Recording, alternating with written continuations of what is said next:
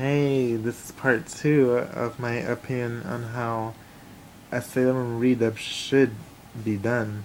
Um, in my last video, I said what I think should be done and some reasons why, and I stopped at the episode of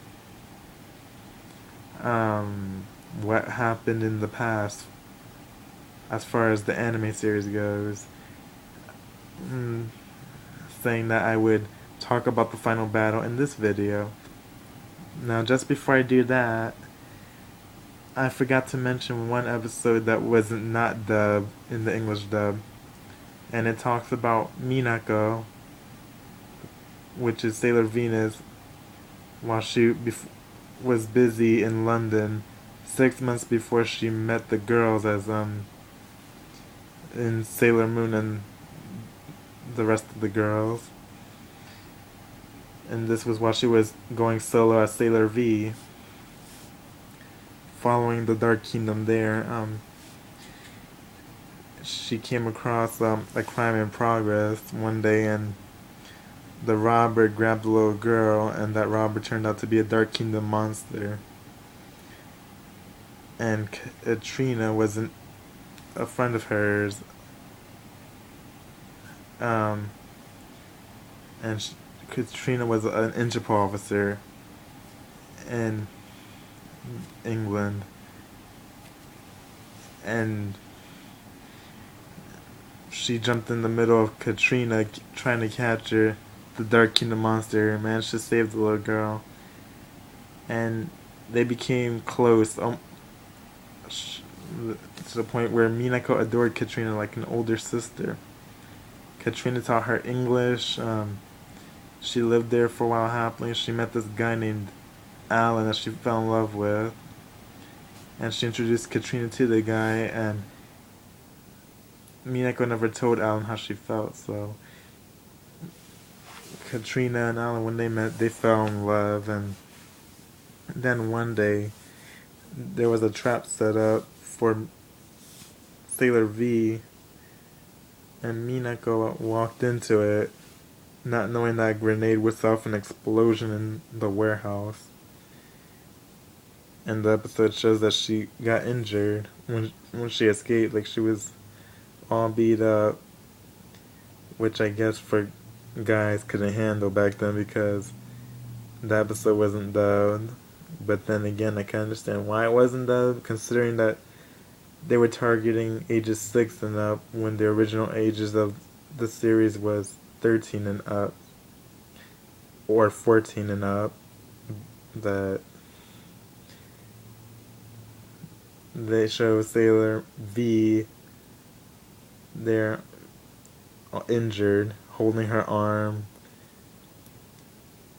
using all the strength she has just to stand up while leaning against a wall. She sees Katrina and Alan talking, and that they think she's dead. When she found out that Alan was in love with Katrina, she started to cry right there, and then that's where her story ends, with her saying, so they thought she was dead, and she thought it would be best to just disappear from life pretending to be dead. So she came back to Japan and devoted herself to being a full-time sailor soldier and protecting Sailor Moon and defeating the Dark Kingdom to get over it.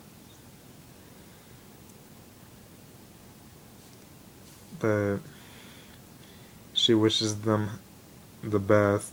So.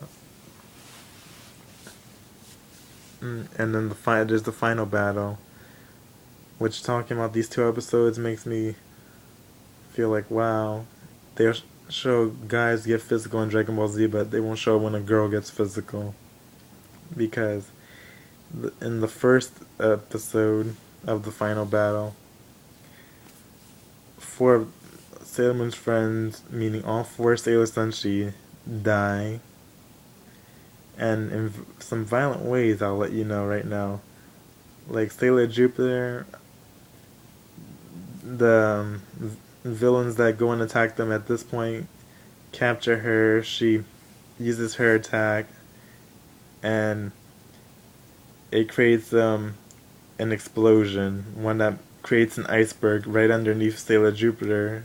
So as she's getting free from the villain's grasp, she falls onto that iceberg and gets impaled because she meets up right where the blast ends in like a sharp, pointy crystal form. And she gets impaled in her stomach. Sailor Mercury, trying to break the source of their enemy's illusion power, she gets burned, baked alive by them, and they even comment on that in the original version.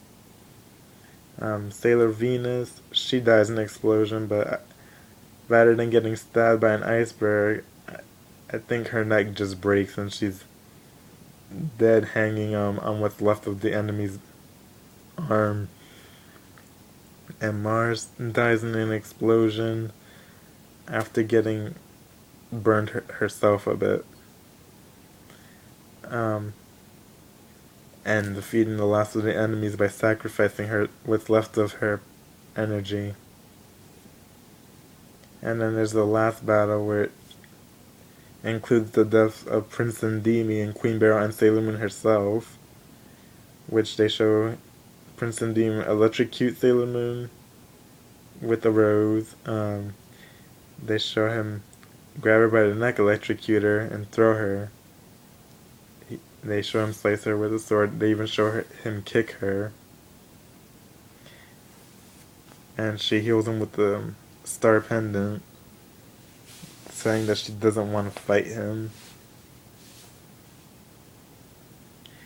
And when Sailor Moon herself dies, it's after she uses all her life energy to defeat Queen Beryl with the help of her friends as ghosts, of course, because they're all dead by this point. So in the form of spirits, they come to help her.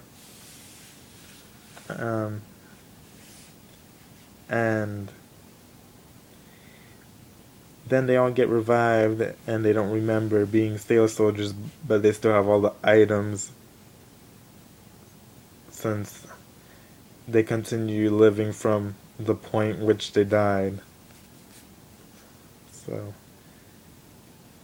that's my opinion. So there you have it for season 1. I'll let you know about season 2 in my next video.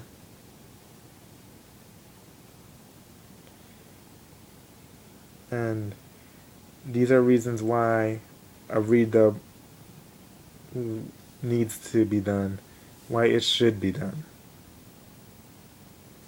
So let me make another video for season 2, and I'll let you know about all the plot points and why some of it doesn't make sense in the English dub compared to the Japanese dub in that season. So that will be season 2 redub. That will be the title for the next video. So thanks for watching, and please comment on both parts to the video. I'd really like to know what some people think, especially Sailor Moon fans, because I'm a big Sailor Moon fan, and I know there's other major fans out there, and with the revival going on, this kind of thing needs to be talked about. So please comment and rate my videos. And well, I wouldn't recommend subscribing because I may make some dumb videos, but definitely watch. Thank you.